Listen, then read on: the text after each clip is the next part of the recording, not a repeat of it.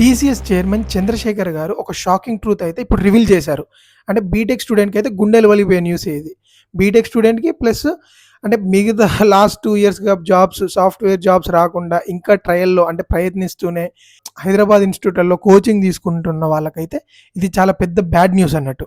మనం డిస్కస్ చేసే ముందు ఇదొక వీడియో చూడండి. The company will have equal number of AI workers. We call them AI agents. అసలు ఆయన ఇంటెన్షన్ ఏంటంటే ఫ్యూచర్‌లో ఇప్పుడు ఎంతమంది అయితే కరెంట్‌లీ జాబ్ చేస్తున్నారో అంటే ఎంతమంది అయితే ఎంప్లాయీస్ ఉన్నారో అంతే ఈక్వల్ నెంబర్ అంటే ఇప్పుడు 50% ఎంప్లాయీస్ ఉన్నారనుకో ఇంకా 50% కొత్తగా ఏఐ ఏజెంట్స్ అనేది క్రియేట్ చేయడం జరిగిందంట. చేస్తారంట. క్రియేట్ చేసి దాని మీద కొత్త రోల్ జాబ్స్ అయితే ఇప్పిస్తామంటున్నాడు. మీ లక్ ఏంటంటే టీసీఎస్ ఇక్కడ లే ఆఫ్స్ గురించి మాట్లాడట్లేదు. మేము ఇక్కడ ఎంప్లాయీస్‌ని తీసేస్తాం. మొన్న ఒరాకిల్‌లో ఒకసారి తీసేశారు కదా 30,000 మందినో ఎంతమందినో. అలా లే ఆఫ్స్ గురించి వీళ్ళు డైరెక్ట్‌గా మాట్లాడలేదు.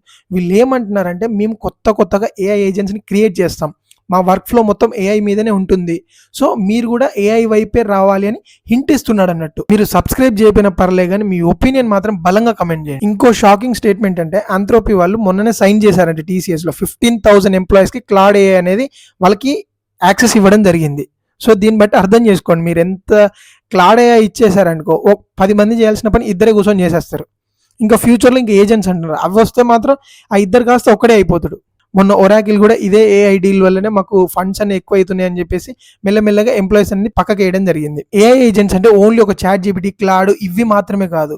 టెస్టింగ్ కావచ్చు, కోడింగ్ కావచ్చు, డాక్యుమెంటేషన్ కావచ్చు, ఈ అన్ని పనులు చేసే అవన్నీ కొత్తగా ఏఐ ఏజెంట్స్ని క్రియేట్ చేసి దాంతో చేపిస్తారంట.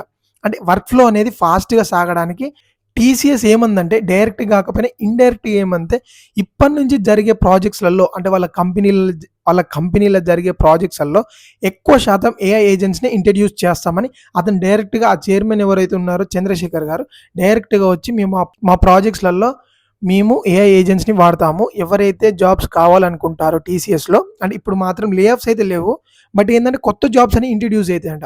ఇప్పుడు ఏఐ ఏజెంట్స్ కొత్తగా క్రియేట్ చేస్తారు. దాన్ని మానిటర్ చేయడానికి ఒకరు కావాలి, ప్రాంప్ట్స్ ఇవ్వడానికి కొత్త కావాలి, ప్రాంప్ట్ ఇంజనీరింగ్ జాబ్ రావచ్చు. సో ఇలాంటి కొత్త జాబ్స్ అనేది పుట్టడం జరుగుతుంది తప్ప లే ఆఫ్స్ అనేది జరగదు. అంటే బేసిక్ స్టడీ ఉంటుంది. ఏది బేసిక్ టెస్టింగ్ కావచ్చు, లేకపోతే బేసిక్ ఎక్సెల్ వర్క్ కావచ్చు, లేకపోతే బేసిక్ రియాక్ట్ అంటే ఫ్రంట్ ఎండ్లో అప్లికేషన్ ఉంటుంది కదా ఆ డెవలప్మెంట్ కావచ్చు. ఈ చిన్న ప్రాసెసెస్ అన్ని ఏఐ ఏజెంట్స్ ద్వారా చేపిస్తారు. బట్ ఇక్కడ మనిషి ఎక్కడ అవసరం అవుతారా అంటే ఆ ఏఐ ఏజెంట్స్కి కరెక్ట్గా గైడెన్స్ ఇవ్వడం, ప్రాంప్ట్ ఇవ్వడం. ఇప్పుడు నాకు స్విగ్గీ లాంటి వెబ్సైట్ కావాలి, సో అంటే మీరు ఒక ప్రాంప్ట్ రాయగలగాలి, మీరు దాంతో మాట్లాడగలగాలి. నాకు ఇట్లా స్విగ్గీ లాంటి వెబ్సైట్ కావాలి, నాకు లోగో కావాలి, నాకు ఇట్లా హెడర్ బార్ కావాలి, లాగిన్ బటన్ కావాలి. సో ఇవన్నీ మీరు దాంతో కమ్యూనికేట్ కావాలి. సో ఈ కమ్యూనికేషన్ అనేదే ప్రాంప్ట్ ఇంజనీరింగ్. మీరు ఆ ప్రాంప్ట్ ఇంజనీరింగ్ అనేది ఒకటి, అలా ప్రాంప్ట్ ఇంజనీరింగ్ లాంటివి చాలా ఉంటాయి. సో ఇట్లాంటి కొత్త జాబ్స్ వస్తాయి తప్ప మీరు ఇంకా అదే రిపీటేటివ్ వర్క్ చేస్తే మాత్రం టీసీఎస్ మాత్రం తీసుకోదంట ఫ్యూచర్లో. ఎందుకంటే వాళ్ళ వర్క్ ఫ్లోలో 50% అన్నారు కానీ వాళ్ళు 70% ఆటోమేషన్ చేసేస్తారు. ఓన్లీ 30% మెంబర్స్ కూడా వాళ్ళని గైడ్ చేయడానికి, వాళ్ళని మానిటర్ చేయడానికే తీసుకుంటారు తప్ప ఫుల్ ఫ్లెడ్జ్డ్గా కోడ్ రాసే వాళ్ళైతే నాకు తెలిసి ఫ్యూచర్లో అయితే తీసుకోరు ఆయన చెప్పిన ప్రకారం అయితే. ఇంకో పాయింట్ ఏంటంటే ఆయన స్పష్టంగా చెప్పింది ఏంటంటే హైరింగ్ మాత్రం ఆగదు, హైరింగ్ జరుగుతుంది. బట్ పాయింట్ ఏంటంటే అంటే కొత్త జాబ్స్కి హైరింగ్ జరుగుతుంది తప్ప పాత రోల్స్కి జరగదు. అంటే for example back end, react, testing, documentation, data analyst ఇవన్నీ రోల్స్ ఉంటాయి. అంటే ఈ రోల్స్ ఉంటాయి, బట్ మీరు కూర్చొని టెస్ట్ చేయరు. ఒక ఏజెంట్ ఉంటుంది, ఆ ఏజెంట్ ద్వారా టెస్ట్ చేపిస్తారు, మీరు వెనకకెళ్ళి గైడ్ చేస్తారు. అతను చెప్పింది ఇది, ఇండైరెక్ట్గా అతను చెప్పిందే ఇది. మీకు ఏఐ ఏజెంట్స్ని వాడడం రావాలి, దాంతో మీరు అప్లికేషన్ని డెవలప్ చేయడం రావాలి. ఇక్కడ మీరు ఫస్ట్ ఇయర్లో ఎవరైతే బీటెక్ ఫస్ట్ ఇయర్ ఇప్పుడు వెళ్తున్నారో లేదా సెకండ్ ఇయర్ లేదా ఫైనల్ ఇయర్ ఉన్నా సరే ఇక్కడ మీరు అందరూ ఆలోచించాల్సింది ఏంటంటే నేను ఏఐతోని కాంబినేషన్ జాబ్ చేయగలనా, నేను దాంతో కంబైన్ అయ్యి నా మైండ్లో ఉన్న క్వశ్చన్ని దానికి అర్థమయ్యేటట్టు చెప్పి దాంతో డెవలప్ చేయగలనా, ఇప్పుడు ఒక ప్రాబ్లం ఉండుద్ది, ఆ ప్రాబ్లమ్ని ఏఐకి ఎక్స్ప్లెయిన్ చేసి సాల్వ్ చేసేలాగా ఉండగలనా, అలా ఉండే వాళ్ళకే జాబ్స్ అనేవి ఉంటాయి. లేదు నేనే ఇంకా కోడింగ్ కొడతా, టెస్ట్ చేస్తా, నేనే ఇంత రిపీటేటివ్ వర్క్ చేస్తా, టైం చాలా తీసుకుంటా అంటే వాళ్ళకి మాత్రం మెల్లగా సైడ్ వేసేస్తారని చెప్పి అతను అంటున్నాడు. నా హంబుల్ రిక్వెస్ట్ ఏంటంటే ఇప్పుడు రాబోయే బీటెక్ వాళ్ళకైనా లేకపోతే ఫైనల్ ఇయర్ ఉన్న వాళ్ళకైనా పర్లే, ఏంద్రా అంటే మీరు ఏఐ వైపు వెళ్ళండి. ఇప్పుడు డేటా సైన్స్ కానీ మిషన్ లెర్నింగ్ అంటారు కదా, సో మీరు ఏఐతోని ఇంటరప్ట్ అయ్యేలాగా, ఎందుకంటే ఏఐతోనే వర్క్ ఫ్లో అనేది జరగబోతుంది ఫ్యూచర్లో. ఇప్పుడు అతను ఏమన్నాడు, ఎవరైతే ఏఐ వాడడం వచ్చో వాళ్ళని మాత్రమే ఫ్యూచర్లో జాబ్స్ ఉంటాయి, లేకపోతే వాళ్ళని ఏఐని కంట్రోల్ చేసే జాబ్స్ ఉంటాయి తప్ప రిపీటెడ్ ఇప్పుడు జావా నేర్చుకుంటారు, పైథాన్ నేర్చుకుంటారు, అవి కాదు. అంటే అవి కూడా అవసరం అయితే బేసిక్ ఫండమెంటల్ అయితే ఉండాలి. బట్ ఆ ఫండమెంటల్‌తో వర్క్ ఫ్లో జరుగుతుందంటే జరగదు. ఆ వర్క్ ఫ్లోని అర్థం చేసుకొని ఏఐతోని పని చేపించి అది ఇచ్చిన అవుట్‌పుట్ కరెక్టో కాదో తెలుసుకొని దానికి మళ్ళీ ప్రాంప్టింగ్ ఇవ్వాలి.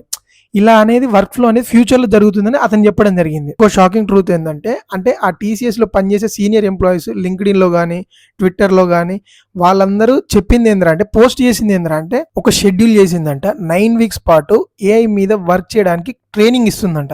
డాక్యుమెంటేషన్ క్రియేట్ చేసేసి ఎవరైతే ఈ ఎంప్లాయీస్ ఉన్నారో, ప్రెజెంట్ ఇప్పుడు ఎంప్లాయీస్ ఉన్నారో వాళ్ళకి 9 వీక్స్ పాటు కొత్త ఏఐ ఏజెంట్స్ ద్వారా ట్రైనింగ్ ఇస్తున్నారంట. ఆల్రెడీ వర్క్ ఫ్లో అనేది స్టార్ట్ అయిపోయింది. మీకు అర్థమైందా? అంటే సీనియర్ ఎంప్లాయీస్ ట్విట్టర్‌లోను, ఎక్స్‌లో అనుకుంటా దాంట్లో పెట్టారు. ఏమని పెట్టారంటే, ప్రెజెంట్ టీసీఎస్‌లో ఉన్న ఎంప్లాయీస్‌కి టీసీఎస్ ఏఐ ఏజెంట్స్ మీద వర్క్ ఫ్లో అనేది స్టార్ట్ చేసింది అని. ఇక దీన్ని బట్టి అర్థం చేసుకో. ఒకప్పుడు వస్తంటేనే ఇంత షాకింగ్ ఉంటే ఆల్రెడీ టీసీఎస్‌లో ఆ వర్క్ ఫ్లో అనేది స్టార్ట్ అయింది. సో మీరు ఎంత స్టాండర్డ్‌గా ఉండాలో మీరే ఊహించుకోండి.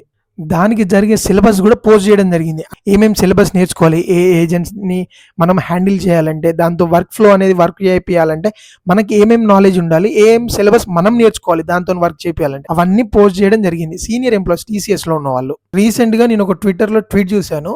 ఒక 7 ఇయర్స్ ఉన్న experience person machine learning developer 50,000 offer ఇచ్చి పర్ మంత్ 50,000 ఆఫర్ ఇచ్చి తీసుకున్నారంట. 7 ఇయర్స్ డీప్ లెర్నింగ్ అంటే machine learning, deep learning, AI ఉంటది కదా! ఆ ఫీల్డ్‌లో ఎక్స్‌పీరియన్స్ ఉన్నదానికి 50,000 ఇచ్చి హైర్ చేసుకుందంట.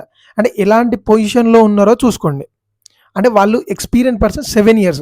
అంటే మనం ఇంకా ఫ్రెషర్స్, ఇంకా జాబ్ రాని వాళ్ళు కూడా చాలా మంది ఉంటారు.